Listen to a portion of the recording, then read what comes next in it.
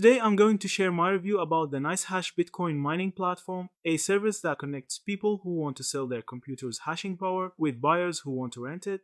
Founded in 2014 and based in Switzerland, NiceHash has become one of the more recognized platforms in the mining space. For miners, it offers a user-friendly experience with the NiceHash miner software, which automatically picks the most profitable algorithms and handles payouts directly in Bitcoin. This is convenient because miners don't have to juggle multiple wallets or exchanges.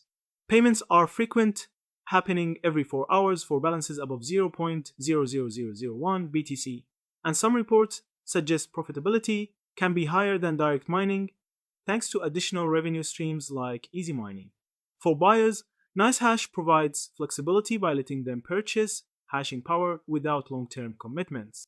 Orders can be customized based on price, amount, and mining pool, and the platform supports many different algorithms.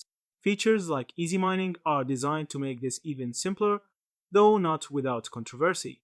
On the downside, NiceHash has its criticisms.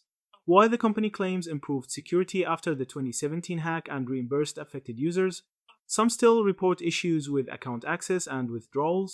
Easy mining, in particular, has been called out for potentially misleading profitability numbers, almost giving it a gambling-like feel.